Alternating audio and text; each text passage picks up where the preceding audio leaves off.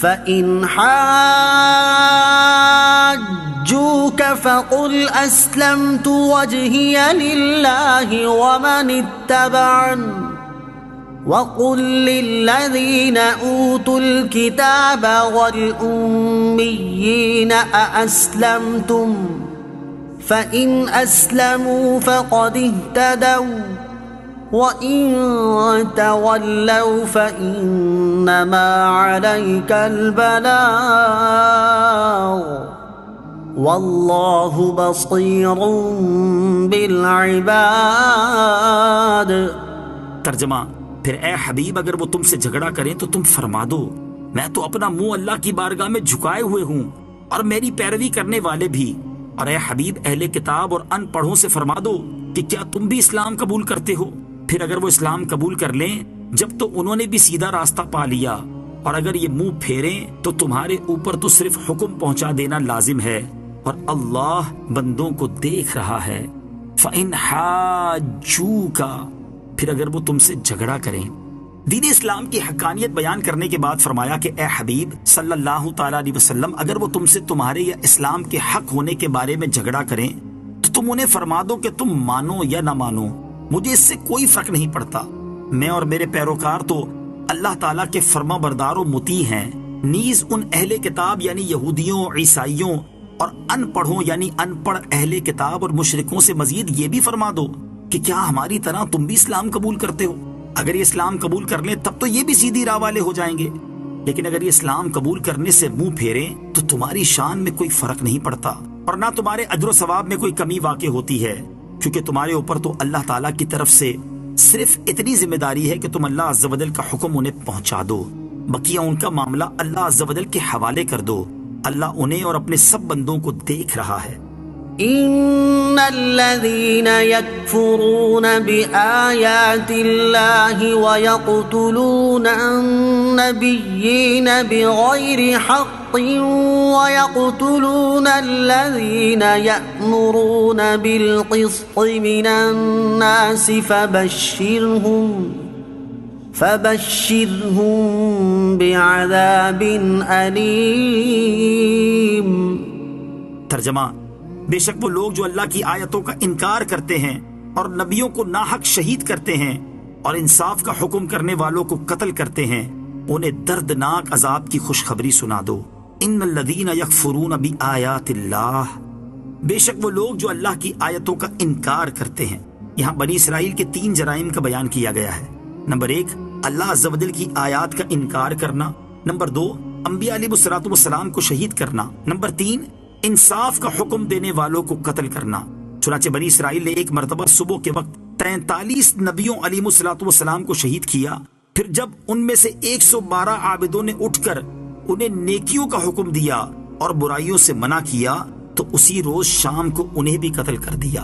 اس آیت میں نبی کریم علیہ السلام کے زمانے کے یہودیوں کی مذمت اس لیے ہے کہ وہ اپنے آباء و اجداد کے ایسے بدترین فعل سے راضی تھے۔ اولئک الذین حبطت اعمالهم فی الدنیا والآخرۃ وما لهم من ناصرین۔ ترجمہ: یہی وہ لوگ ہیں جن کے اعمال دنیا و آخرت میں برباد ہو گئے اور ان کا کوئی مددگار نہیں۔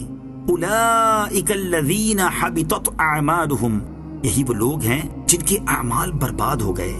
اس آیت سے معلوم ہوا کہ انبیاء علیہ السلام کی جناب میں بے ادبی کفر ہے، اور یہ بھی کہ کفر سے تمام اعمال برباد ہو جاتے ہیں، کیونکہ یہودیوں نے اپنے انبیاء علیہ السلام کو شہید کیا تھا، جو سخت ترین بے ادبی ہے، اس پر ان کے اعمال برباد کر دیے گئے۔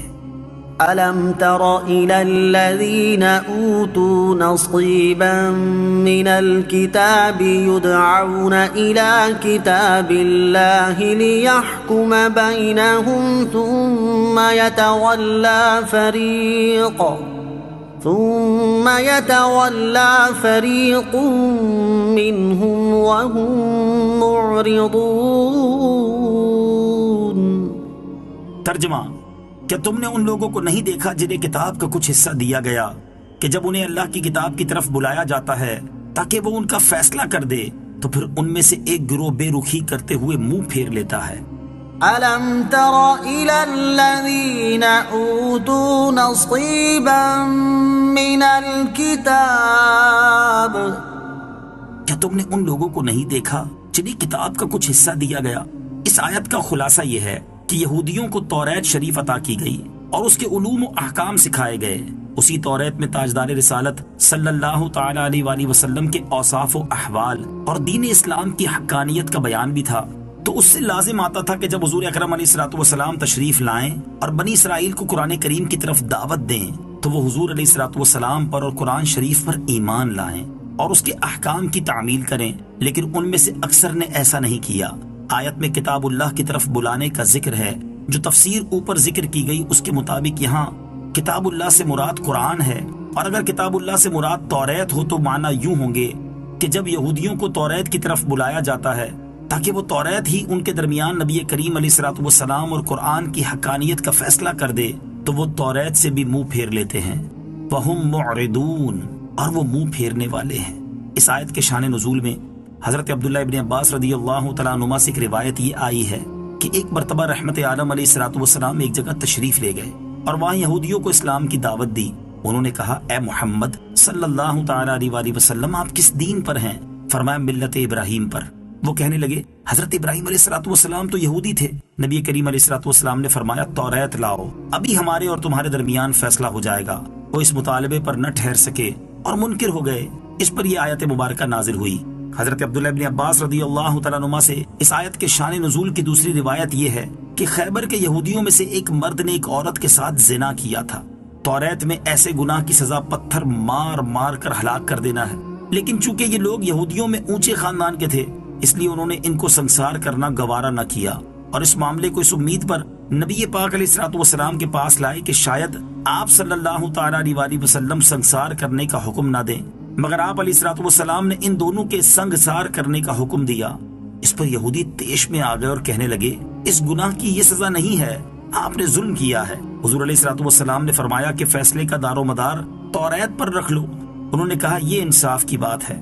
چنانچہ توریت منگوائی گئی اور یہودیوں کے بڑے عالم عبداللہ بن سوریہ نے توریت پڑھنی شروع کی۔ جب رجم کی آیت آئی جس میں سنسار کرنے کا حکم تھا تو عبداللہ بن سوریہ نے اس پر ہاتھ رکھ دیا اور اس کو چھوڑ دیا۔ حضرت عبداللہ بن سلام رضی اللہ تعالیٰ عنہ نے اس کا ہاتھ ہٹا کر آیت پڑھ دی۔ یہودی اس حرکت پر ذلیل و رسوا ہوئے، اور وہ یہودی مرد و عورت جنہوں نے زنا کیا تھا حضور اکرم علیہ الصلوۃ والسلام کے حکم پر سنگسار کیے گئے۔ اس پر یہ آیت نازل ہوئی۔